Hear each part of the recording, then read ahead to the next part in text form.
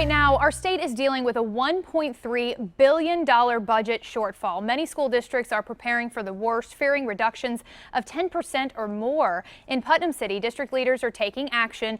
They're shifting students away from Kirkland Elementary, slashing every department's budget, increasing class sizes, and eliminating 38 teaching positions through attrition.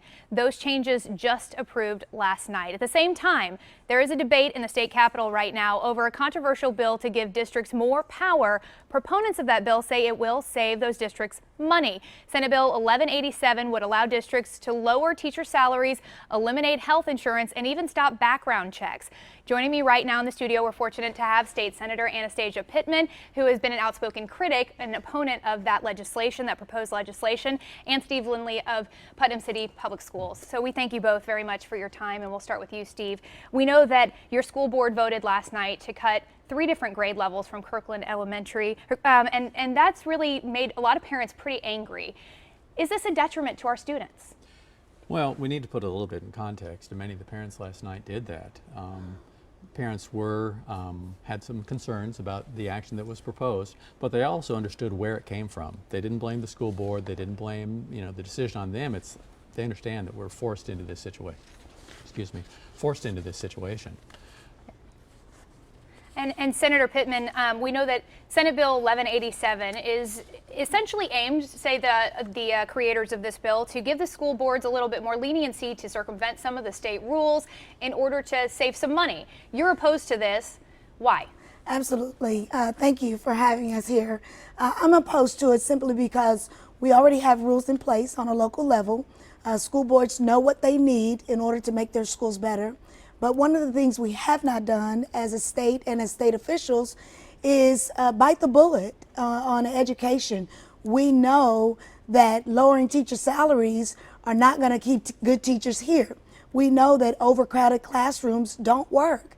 As a former educator, we face budget shortfalls every year.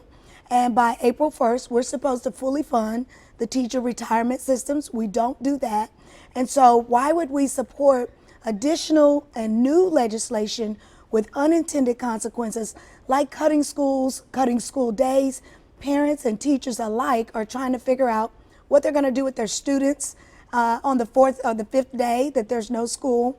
And if we allow loopholes for you to circumvent the rules that we already have in place, as opposed to increasing our per pupil funding like we need to do, then we give some great areas to education, and those may not be measurable. I'm sure that a lot of people would like to see additional funding for education, but that simply doesn't exist right now. We have that $1.3 billion budget shortfall. So what can the state do within the confines of that deficit to fund education as you would like to see it?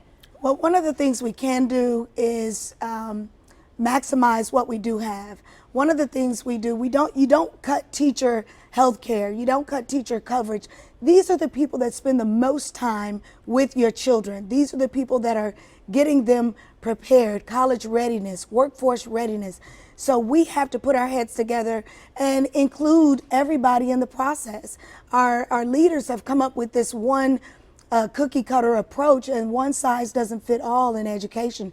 And so as the minority party, we have not been at the table with these discussions, and we need to be included in the process. Steve, I think a lot of people are worried, parents, future parents, people in the state are worried that these cuts may be a bellwether of what we're going to see in the future. Are we going to see more cuts like we saw at Kirkland Elementary last night and some of those other cost-saving measures in your district? Well, right now it's an unknown. What we know is next year in our district, even at a 5% cut, which has been talked about by legislative leaders, that would mean a $4.9 million cut to the district. So that's something we know that may be there. But beyond that, we don't know. We can't say what will happen. There are 1,000 things that will happen between now and 2 years from now. All right, so we know that there certainly is a big budget deficit to close here, and we thank you both for sharing your insight and your time with us. Hopefully we'll see you again in the future under better circumstances.